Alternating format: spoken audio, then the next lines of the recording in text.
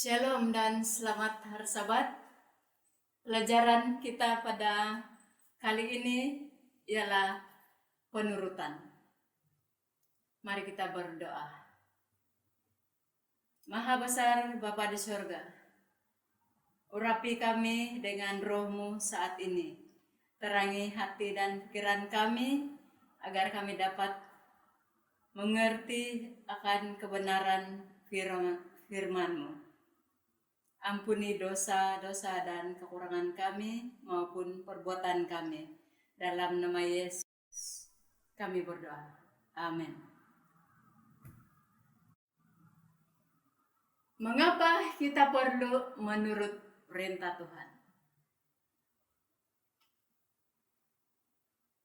Dalam Ulangan 6 ayat 1 dan 2 mengatakan, inilah perintah, yaitu ketetapan dan peraturan yang aku ajarkan kepadamu atas perintah Tuhan Allahmu, untuk dilakukan di negeri kemana kamu pergi untuk mendudukinya, supaya seumur hidupmu engkau dan anak cucumu takut akan Tuhan Allahmu dan berpegang pada segala ketetapan dan perintahnya yang kau sampaikan kepadamu, dan supaya lanjut umurmu. Seterusnya dalam Ulangan 6 ayat 24 dan 25 mengatakan, Tuhan Allah kita memerintahkan kepada kita untuk melakukan segala ketetapan itu dan untuk takut akan Tuhan Allah kita, supaya senantiasa baik keadaan kita dan supaya Ia membiarkan kita hidup seperti sekarang ini. Dan kita akan menjadi benar apabila kita melakukan segenap perintah itu dengan setia di hadapan Tuhan Allah kita, seperti yang diperintahkannya kepada kita.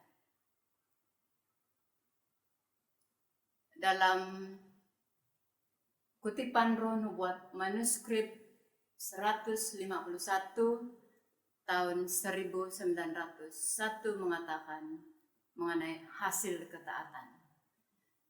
Dalam Alkitab kita diajarkan bahwa kepatuhan kepada kehendak Tuhan membawa orang yang taat di bawah undang-undang yang mengawal makhluk fisikal. Mereka yang akan menjaga kesehatan diri harus menundukkan semua selera dan nafsu.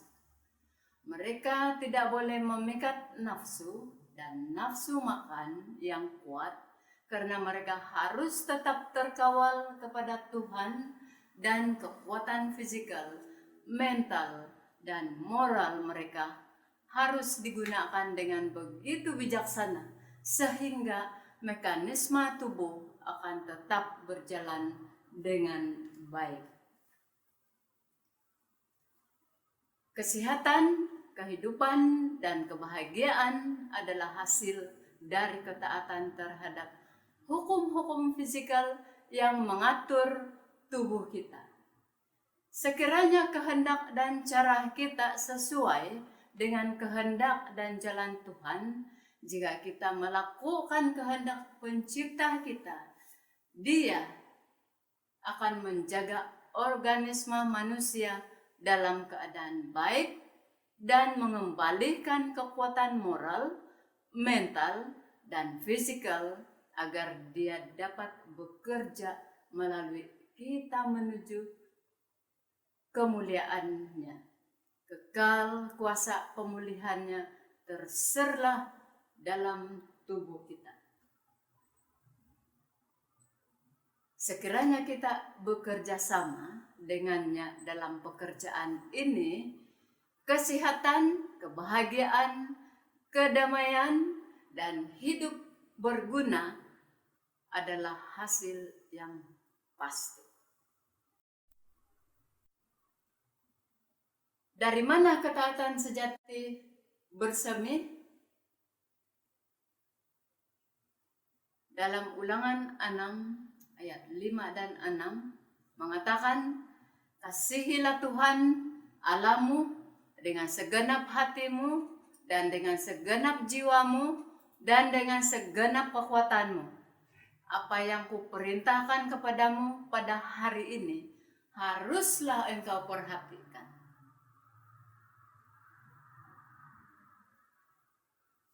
Dalam Kerinduan Segala Zaman, halaman 668, mengatakan sebagai persediaan untuk mengajar ajaran-ajarannya, Tuhan memerintahkan agar mereka tersembunyi di hati orang tua.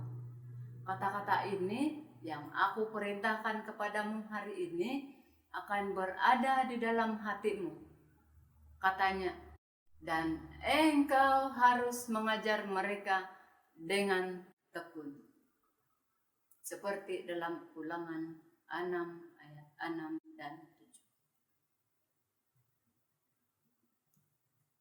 7. Untuk menarik minat anak-anak kita dalam Alkitab, mempelajari Alkitab, kita sendiri mesti berminat mempelajarinya. Untuk membangkitkan minat mereka untuk belajar, kita mesti menyukainya. Arahan kita kepada mereka hanya akan mempengaruhi mereka oleh teladan dan semangat kita sendiri. Semua kepatuhan sejati datang dari hati. Adalah hati yang bekerja dengan Kristus. Dan jika kita setuju, Ia akan sangat menyamakan dirinya dengan pemikiran dan tujuan kita.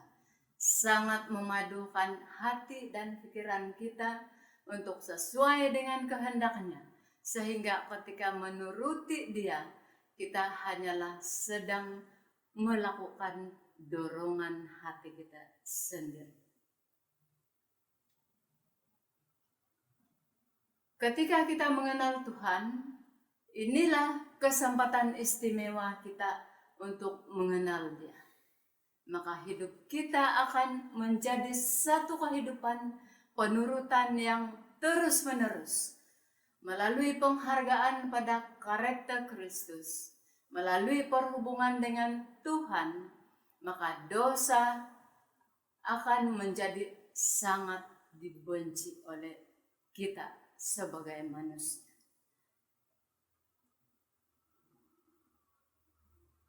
Dalam manuskrip 43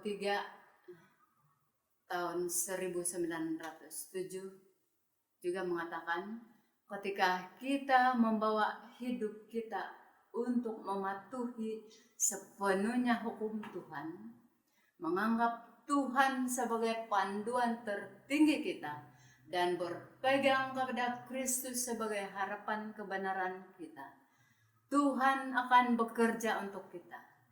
Ini adalah kebenaran iman, kebenaran yang tersembunyi dalam misteri yang tidak diketahui dan yang tidak dapat difahami oleh dunia.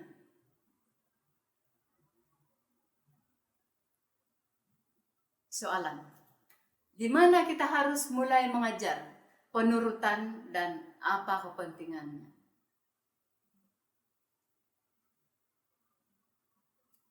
Dalam Ulangan 6 ayat 7 hingga 9 mengatakan,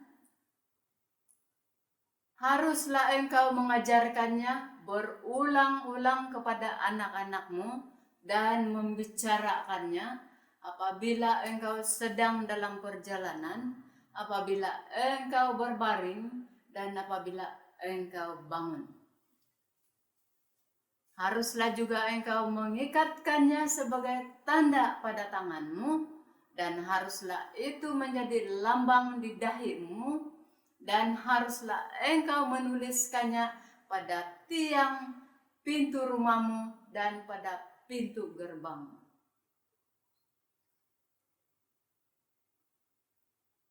Dalam kutipan Ronubuat Child Guidance, halaman 82 dan 83 mengatakan, dari kehidupan paling awal, anak-anak harus diajarkan untuk menuruti orang tua mereka, untuk menghormati kata-kata orang tua dan untuk menghormati kewenangan orang tua.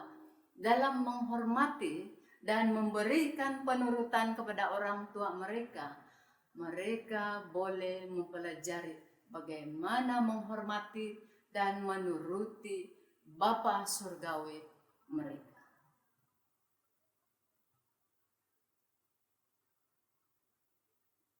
Hendaklah kaum muda dan anak-anak kecil diajarkan untuk memilih bagi diri mereka sendiri, yaitu jubah kerajaan yang ditenun dalam alat tenunan surgawi, kain lenan halus yang berkilau-kilauan dan yang putih bersih, seperti dalam Wahyu 19 ayat 8, yang semua orang suci di bumi akan pakai. Dan jubah ini yaitu karakter Kristus sendiri yang tidak bernoda, secara percuma ditawarkan kepada setiap manusia. Tapi semua yang menerimanya akan menerima dan memakainya di sini, yaitu di bumi.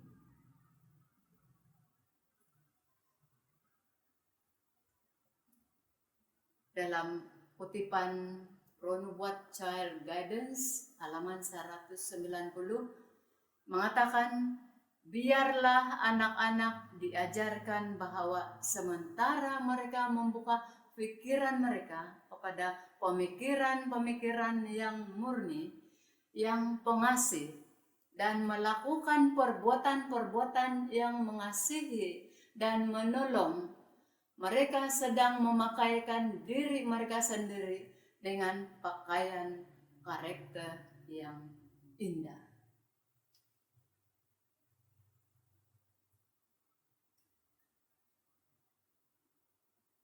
Saudara-saudari, para bapak, ibu-ibu, dan ketua-ketua keluarga, janganlah kita mengabaikan kewajiban dan amanah yang diberikan Tuhan kepada kita. Mintalah penjagaan malaikat-malaikat suci di dalam rumah tanggamu. Jangan pernah berhenti menasihati, mendidik, menegur, dan mendoakan mereka yang kita kasihi, karena mereka terbuka terhadap segala godaan.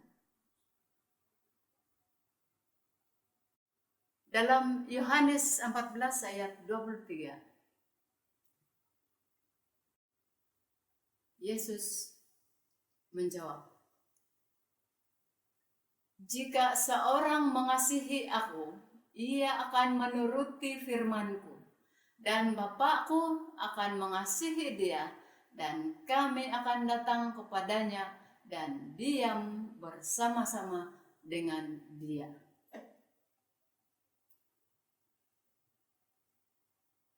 Dalam kutipan Christ Object Lessons halaman 61 mengatakan, hikmat minda yang lebih kuat dan sempurna akan mengatasi kita, karena kita mempunyai hubungan hidup dengan sumber kekuatan yang kekal. Dalam kehidupan ilahi kita akan dibawa dalam kendalian oleh Yesus Kristus. Kita tidak akan lagi menjalani kehidupan yang mementingkan diri sendiri, tetapi Kristus akan hidup di dalam kita.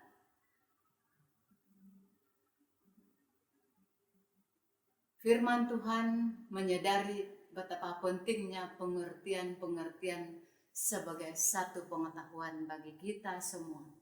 Maka biarlah kita menyelidikinya dengan saksama sebelum mengambil sikap yang tegas dengan barisan penunggu kedatangan Tuhan kedua kali, yang setia melakukan hukum dan firman-Nya sejak hari ini. Firman Allah harus digali dan dipelajari sebagai suatu ilmu pengetahuan yang diamalkan, karena dalam Hosea 4 ayat 6 hingga 7 mengatakan bahwa umatku dibinasakan karena tidak berpengetahuan.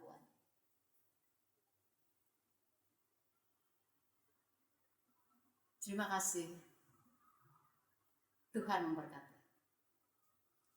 Mari kita berdoa. Bapa di sorga,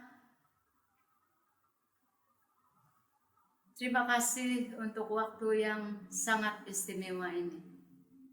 Kiranya pelajaran hari ini boleh menyedar dan memperingati kami betapa besar cinta kasih-Mu terhadap kami yang berdosa ini.